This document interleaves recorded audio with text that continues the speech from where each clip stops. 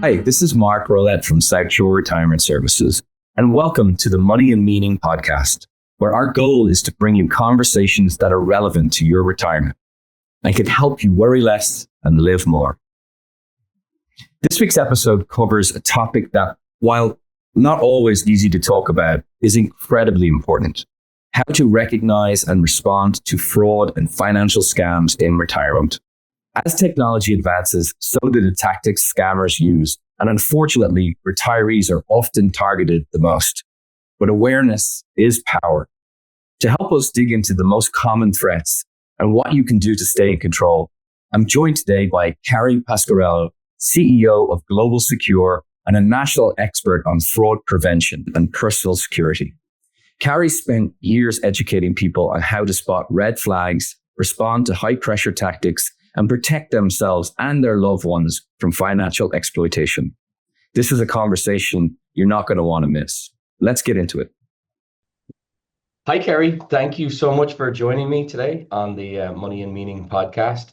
I appreciate you giving up some time. I'm sure you're wildly busy, but this is something that we have lots of clients who will either fall foul to getting taken advantage of, or at least someone has reached out to them in some negative way, I suppose, to try and see if they can take money from them, or fish for information. And I really appreciate you giving up your time to maybe kind of walk our viewers and our listeners through some things to watch out for, some things to give themselves some sort of safeguard, and to not have that be part of their day-to-day lives, to be worrying about not only the stock market and taxes, but also people out there who are just out to take advantage. Yeah, thank you so much, Mark, for having me on. It really is an honor to be part of this important conversation with you today. Thank you. Listen, I appreciate your time. I think, there's so many things that people, see that happen on a daily basis, whether it be, the IRS calling you and the IRS don't really call, or, PayPal or the US Postal Service. And just when you think that you've figured out, all right, I know that's a scam, or I know this is not accurate, then something new comes up, and it seems like it's a constant moving target. And it's so hard to stay on top of it for people. So true. And really, to be proactive, prepared, and protected, we have to look at the facts. And so overall, this past year, there was a 33% increase in losses since the last time I joined your show. And this information is coming from the FBI's IC3 report. And so if we look back to 2023, we lost over $16 billion in America. And just last month, we got the new report for 2024, and we lost over $16 billion. This is outrageous. And even further, we look back at the last 5 years, that's accumulated $50 billion in losses from scams over the past 5 year. And Yeah. I mean, this is something we need to talk about and really dive into. Yeah, let me ask you a question. I guess everyone is susceptible to being taken advantage of, being scammed. Literally 2 weeks ago, I got a phone call when I was driving in the car with somebody offering me a business loan, and clearly it was not legitimate. But I don't think that anyone is immune to it. But why do you think seniors are so vulnerable? People who are, I guess the people that we serve are generally folks that are either about to retire or in retirement. And, what springs to mind for me is that they have more time on their hands. But why do you think that they might be more vulnerable than other age groups?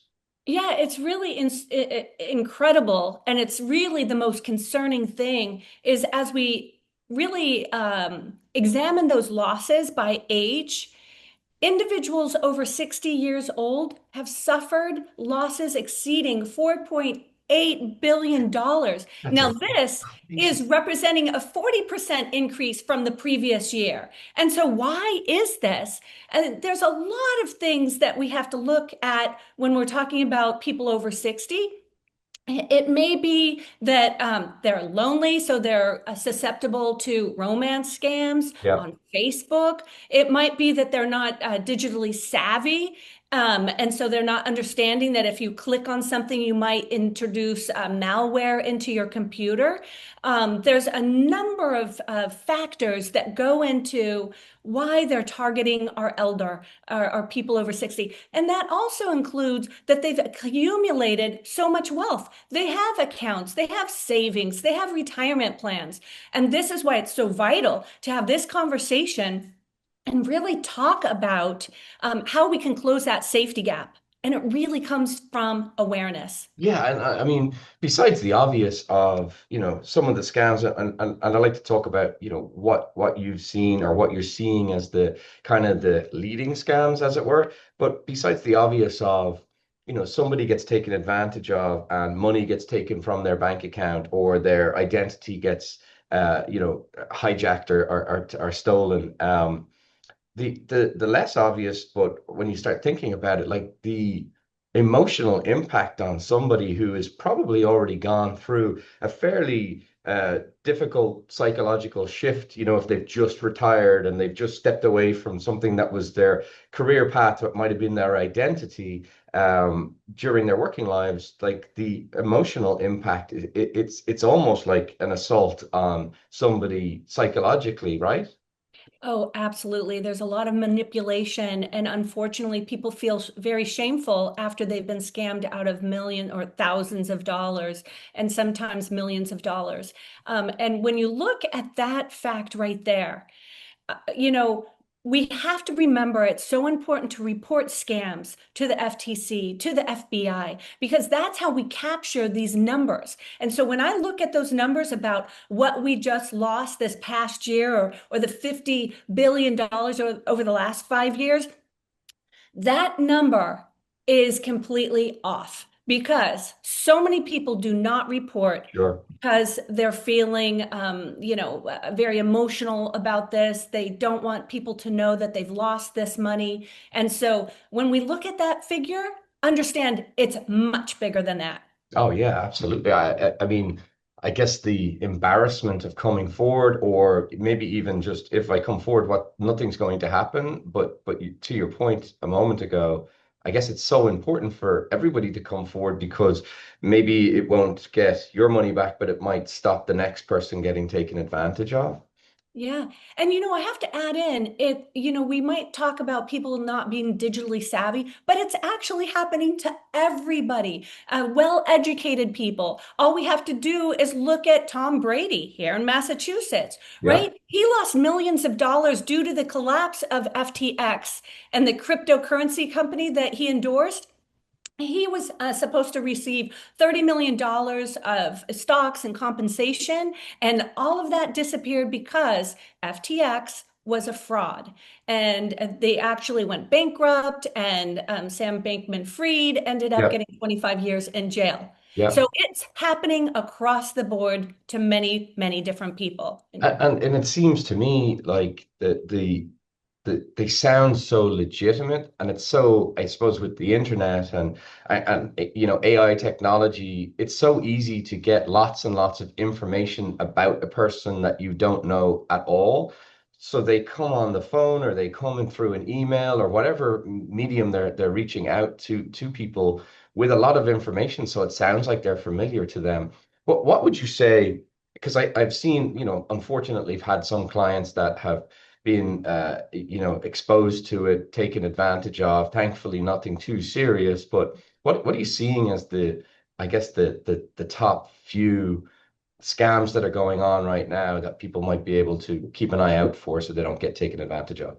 Right. And I always have to talk about social engineering, right? Social engineering doesn't start with a hack, but it starts with a conversation, an email, a phone call. This is a really critical conversation to have because social engineering, it's much more difficult to hack a person's computer.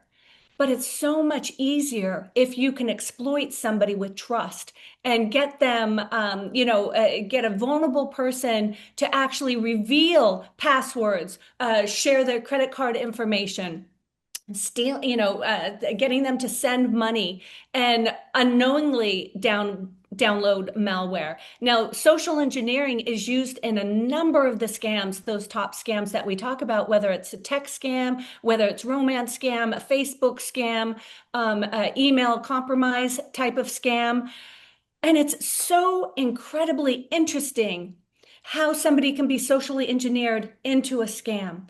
And it's so easy these days to really go on the internet and find information about a specific target that a scammer has in mind. And if you go to Google, if you go to Facebook, if you go to many other areas on the internet, you can accumulate so much vital information about a person and then use that in scamming them, in making them feel pressure, making them feel emotional, making them give you money. I mean, this is all incorporated into these top scams. Social engineering, that's a huge red flag that we really have to talk about. So, I see that there's many ways for people to fish for information, reach out, and obviously the social engineering part of it is for some folks that might be thinking, well, I don't use the internet, or I'm not on Facebook, or I'm not on any of these social medias, but for those that are, or even for those that aren't, what are some things that people can and should be doing? Not just retirees, not just seniors, but really anyone should be doing to kind of safeguard themselves and protect themselves from getting, this sort of abuse and being taken advantage of. Sure, that's a really great question. And really, we have to take these super simple steps that we can take today. And that's being skeptical of all unsolicited calls or emails. Take a moment and think about this person, especially when they're asking you to do something, whether it's to answer a question, whether it's to give you a password, whether it's to, check on a piece of information that they're just confirming. So be skeptical of all unsolicited emails and calls. Next, don't click on suspicious links. Yeah. Um, or anything. I personally, when I get emails, even if I know the person, I will literally call them and say, "Hey, did you send this link?" And I do that because these scammers are very, very clever with their tools and techniques that they're using with their trade. And we have to remember, this is a business for them. This is a multi-billion dollar, trillion dollar global business of scams. So they're going out every single day, working every single day to create new ways to scam people. And so we need to really be cautious about clicking on suspicious links. Also, verifying the source, right?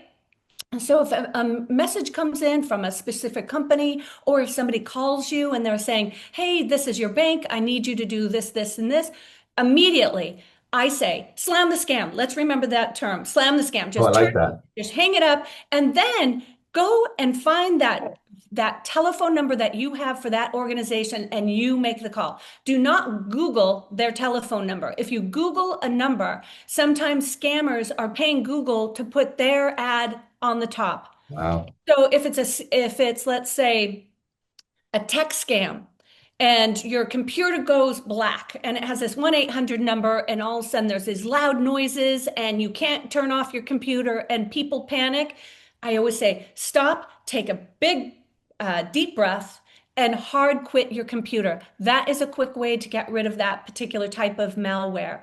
Unfortunately, people will see that 1-800 number, and if they've never heard me talk about this, they dial that number. And then they're part of that whole entire ecosystem of scams, and they're losing money. And another thing is be very wary of unusual payment methods. If anybody asks you to go pay them with a gift card, Yeah. red flag, stop in your tracks, hang up, and do not carry on that conversation anymore. Would that be the same with like Cash Apps, PayPal, things like that? If like an alleged reputable organization would generally not ask you to do any of those things, right? Right. And once again, when we're talking about like the red flags behind Yeah. scams, it's really creating pressure. They want you to feel under pressure to do something. They're going to make you feel emotional. Now, if they're making you feel emotional, it could be that you're scared or very happy. You just won $1 million.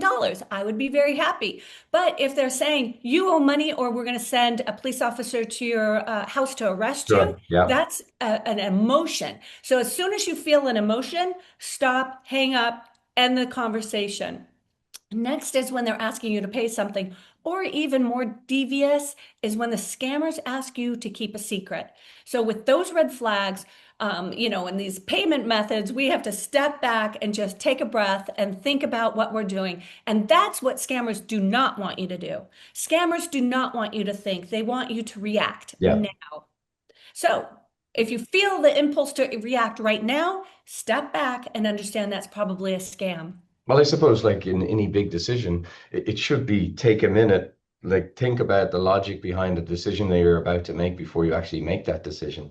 But one thing that I was going to ask you, as simple as like if I park at Stop and Shop to go into the grocery store, I lock my car, and that's just my car. How or is there softwares or is there something that people could be doing? Because so many people do so much spend so much of their lives and do transactions on their phones and computers. Is there something that you could be potentially putting in to like a computer software or something that you could have on your phone? So if you got this call and if you happen to get to the point that you trusted this person enough to allow them access to your computer, that it would be able to throw up a red flag and tell you this isn't accurate, this isn't right, and shut down the system. Yeah, so you can get the VPNs, you can hire a service to have additional security on your computer. But once again, it's that engagement. Yeah. We want to stop the engagement from happening. So as soon as we get a phone call and we don't recognize that telephone number, don't answer it. Let it go to voicemail. One of the interesting things is we have a 1-800 number do not call list, right? And so a lot of people will do this procedure so they don't get scam calls. But unfortunately, scammers don't follow the law. And so that is why so many people are continually getting these phone calls and these text messages, Yeah. right? So now it's not just phone calls, it's text messages.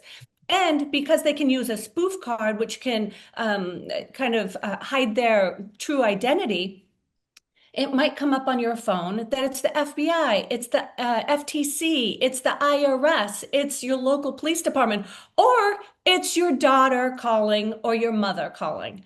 Okay, so once again, taking that social engineering Yeah. technique, if they've already targeted you, they've gone on Facebook, they've gone on Google, they know probably where you live, they know your family, they might have some pictures on Facebook that they saw of you, they know you like to travel. So all these pieces of information will go into their tactic of scamming you. So if they use that spoof card, they change the name to a friend of yours, they know you're going to pick up. And a really interesting new trend that's happening is voice cloning scams. Have you heard about this? I have not. No, no, please tell me more about. I get an idea of what you're about to say, but I had no idea this existed. Now, this is really a dramatic scam. But what happens is we've come up with this great technology of cloning voices, and actually, podcasters are using it. They can do their intros for their podcasts. They can actually write their full script and then train the voice cloner to do their whole entire podcast with their voice. So here's a tool that people are using. Now, of course, the scammers have come in and they've taken that technology and they've used it for evil. Yeah. So what they'll do is they'll capture your voice, whether you've like done a video online, maybe they've captured it from YouTube, or maybe they've called you directly and asked you a few questions. You answer these questions and now they have this voice recording of you, and they can manipulate it to say whatever they want. So in a recent scam, a mother received a call. It was from her daughter, and her daughter yelled, "Mom, I'm so sorry, I messed up." That was all she heard. It was her daughter's voice. And Yeah. she's like, "Oh my God, what happened?" And all of a sudden, a man grabbed the phone from her daughter and started to speak. "I've kidnapped your daughter. I have her hostage. If you want her back alive, you have to pay such and such amount of money." So the mom put the phone call on hold and yelled to her other daughter, "Call your father, we have to call the police," and then put it back on. And the scammer ended up letting the daughter say like one more phrase. During that time, the other daughter had called the husband who was with the daughter that had just, the mother had heard that voice. And the daughter said, "No, I'm with dad. I'm skiing. Everything's fine. What has happened?" My And this goodness. is a perfect example of a cloned voice scam. And as we go through, our technology is going so fast, AI is being used, the voice cloning, and this is something we have to be aware of. And it's important for us to have, like, let's say, a code word with our family, just to know if somebody is using your voice, that you'll have this one secret word that you will say, and that can determine whether that's you or not. Uh, it seems to me like the scammers and people who are using, really positive changes in technology for bad, for evil, to put it in your words, it would make you that you wouldn't even feel like you could pick up the telephone at all. And I know I've spoken to some of our clients, and this was kind of off the heels of the radio show that you did for us last year. Um, that they can set up their phones where they can have any private call or any 800 number go directly into voicemail, so they're not having that emotional connection. And if it's somebody that they know, presumably that person would leave them a voicemail and they can call them back. But I think it does kind of scream, especially in the line of work that I'm in, when you're dealing with people's life savings and whomever you're working with, it's good to have a relationship with a person as opposed to with a company, in my opinion, because then I guess before I found out about the cloning of the voices, you would kind of know who you're talking to, right? Yeah. I know who I'm talking to when I'm speaking to my clients. They know who they're talking to when they're speaking to me or one of the staff here at South Shore. And that's why we won't take any like trade instructions via email or on a voicemail. We have to actually speak directly to the client. But I never thought about having some sort of safe word in place. And maybe that's something that we should, implement with each and every client that we have. If we're going to do a trade, we'll have a code word that we'll use, because it seems like the scams are getting more and more and more advanced, and they just look more legitimate than the old school email that you would get, and you could look at the end of the email and it clearly wasn't from the company, it was some Gmail account or something like that, and you could kind of decipher this isn't legitimate. But it seems so much more complicated nowadays, that working with people that you trust and know, and having connections with family, and saying, hey, this is something that really goes on. So I'm going to have my daughter or my son or my nephew or whomever it would be as another trusted person that I can, run things by before I make some decision that could, quite honestly, completely change somebody's life, right? Right. And we've seen this time and time again of people losing thousands of dollars, right? So even here in Massachusetts, recently we had two men facing charges after elderly South Shore resident was scammed out of $120,000. Another 88-year-old Hingham resident lost 15,000 in an email phishing scam. So these scams are happening on a daily basis, and we have to close that safety gap. And by having expert guidance like you, Mark, out there with a personal strategy for your clients, making sure that you are able to help them navigate these complex investments and be a sound voice of reason is so critical for people to have. Somebody that if they get an email or a phone call, they can call you, your company, and say, hey, this just happened. What should I do? Yeah, I think to give you a story for two clients of mine that were being scammed, it almost sounded like by the same person. These are two clients that do not know each other at all. And the fact that we had a relationship, not just a transaction of helping them with their money, like I knew both of these people. And one of the ladies called me and said, I've been chatting to this gentleman. We've been getting on really well.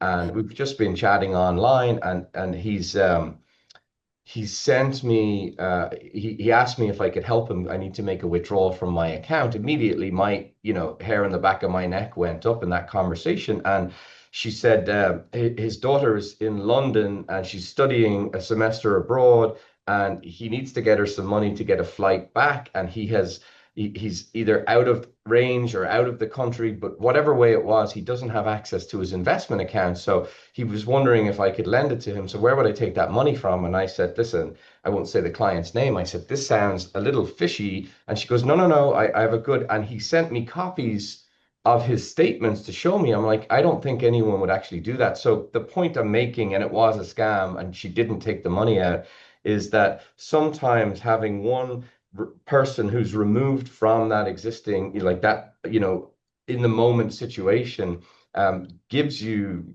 kind of the not seeing the forest for the trees situation. And I think having close relationships with your people who are investing your money, and other people in your life, especially as you become, you start to get older, you go into retirement, and maybe that, we see it a lot with the isolation of, hey, I worked in a huge company, I had 40 really close work friends, and now I don't have those people anymore. And these scammers are fully aware of the vulnerability of folks who might just want to get on the phone and start chatting. And it's a terrible shame, but hopefully the good outweighs the evil, and they're able to stay on top of this and able to use the technology that's been used against these folks to be able to stop these folks in the first place from being able to take advantage.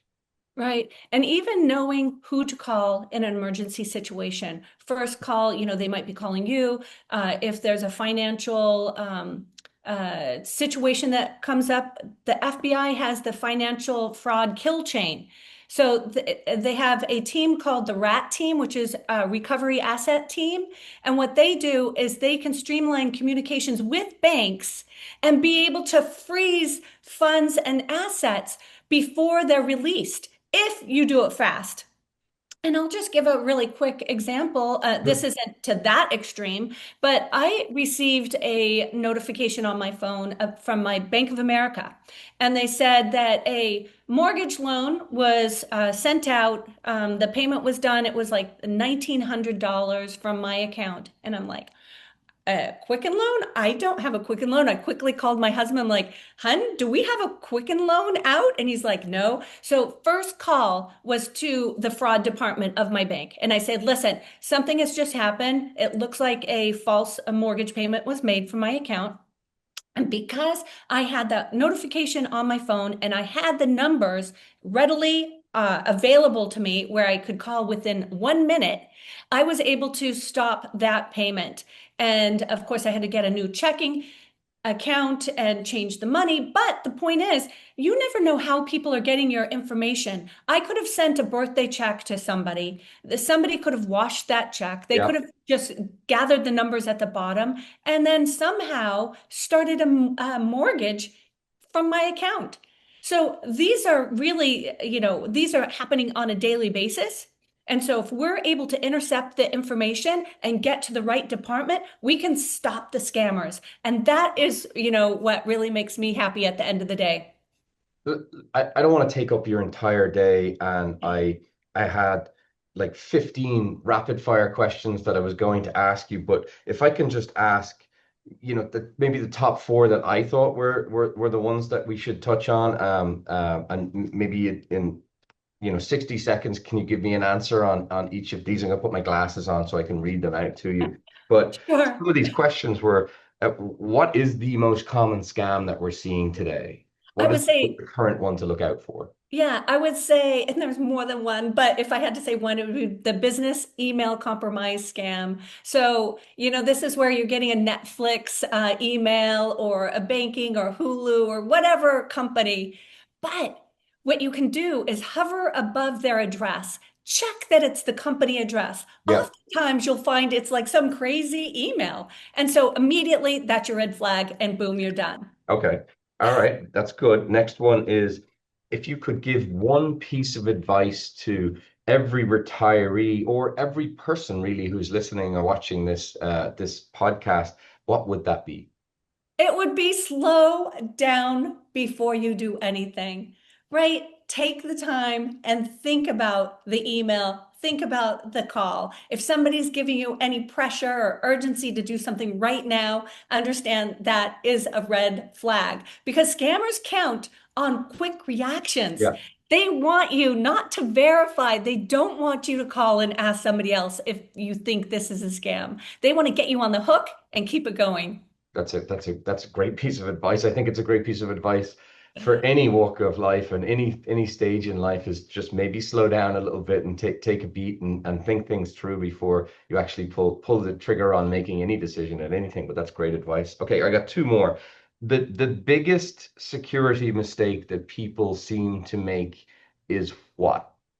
Trusting too easily, right? Especially when something feels urgent or familiar, you just have to stop. Once again, scammers prey on human behavior more than tech flaws, right? And that's where that social engineering piece comes in. So clicking on suspicious links, using the same password, across all of your accounts.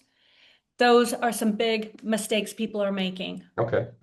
Um, Last one, and then if you have time, I have one bonus one I just thought of myself. But emails or phone calls, which is the riskier medium these days? So that's a super great question. Both emails and phone calls are risky, but emails tend to be a little bit more risky, especially when it comes to scams. And here's why. We have phishing, we have links, we have attachments. There's spoofing that can happen with our emails. But then again, with calls, we have vishing. That's the voicemail phishing that happens. They can fake phone numbers, and like I say about the spoof card, they can change all the information on voice calls. So I have to say both. No. Okay, fair enough.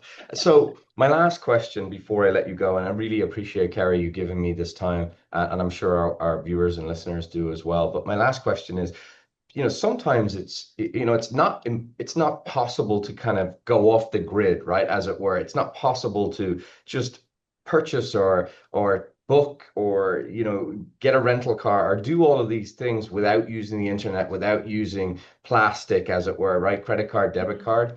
Um, what would be the safer route if you are using? I often tell my kids, and I could be wrong, I said, I think it's much safer if you're ever doing something online to use a credit card over a debit card. And this is my layman's mentality is if you get scammed or it gets compromised, we're fighting with a credit card company to not owe them the money as opposed to a debit card with a bank account that it is your money that's been scammed and now you're trying to get your money back. So what would be the safer way to go? Okay, Mark, you're brilliant. That is exactly the route you have to go. Oh, It's credit thank card. you. And yes, absolutely, because debit cards, they can wipe you out every dime of your money, okay? And then, like you said, you're going to be fighting to try to grab that back. And if it should be found that you were social engineered and you gave that information away, then you won't be getting it back. So if it's a credit card, you can dispute the charges and you have much more security with a credit card. But you also, and I work in security for Yes. travel, right? And so we have a whole protocol of how to travel safer, avoiding these types of scams abroad. Because the scams here, we're seeing so many different scams overseas with our travelers.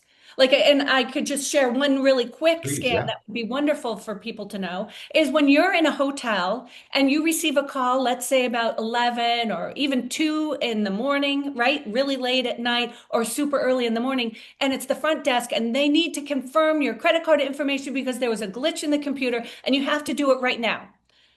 Hang up and call the front desk because this is a scam that's happening right now where they'll intimidate you to give your credit card information and then it's a scam or they're gone. And so to avoid that, you just have to slam the scam, hang up that phone and talk with the front desk. Only do transactions at the front desk. So this is a scam that's occurring right now, and you might fall for it if you didn't know it. And that's why it comes back down to awareness is our key prevention method. the second best option, which is probably not possible, would be to do all of my travel and online shopping with you sitting beside me, Carrie, so I don't make any of these mistakes. Listen, I can't thank you enough for your time today. I'd love to have you come back again because I know, you know, certainly as a financial advisor and people who are seeking out advice and you know assistance with going into retirement and starting to use their money, they think that their advisors are only responsible for portfolio design and maybe they're doing some other strategies beyond it. But we want to be so much more involved with our clients off the spreadsheet. And one of the things that you wouldn't necessarily think an advisor would be conscious of, aware of, and trying to help our clients not fall foul to is scams. You know, consumer confidence seems to be at an all-time low, and for good reason with all of these things happening. So giving people as much education as possible so they don't make the same mistakes that others have made, and hopefully we can get to a place that these scammers, they probably won't ever be gone, but at least they'll be so much more easily recognized, and not take advantage of people. So companies like yours are so invaluable, and I really thank you for your time. And I'm sure our listeners got a lot of value out of today's podcast. So That's wonderful. And remember, it always comes down to slam the scam and muscle memory on that. I And love that. I'm going to and use always that. know I'm Slam the scam. available for private consultations with people to make sure that they can protect themselves and their families, no matter where they are around the corner or the world. Well, Carrie Pasquarello, thank you so much for joining me today. Folks, I hope you found today's show informative. Like Carrie said, make sure that you slam that scam, and you don't have to make decisions really quickly if somebody's telling you that you have to make a decision really quickly. And it could be the difference between saving your life savings and maybe becoming vulnerable and susceptible to these scammers. Carrie, thank you so much for your time. I appreciate it. Thank you so much, Mark. That was a really good conversation. Thank you again to Carrie for joining us and sharing such valuable insight. If this episode raised questions for you, or if you'd like to talk about how your financial plan can stay ahead of the unexpected, we'd love to connect with you. You can schedule a complimentary introductory call or an in-person meeting with our team using the link in the description. Don't forget to subscribe to the Money and Meaning podcast wherever you listen, so you never miss an episode. Until next time, take care, and thanks for being here.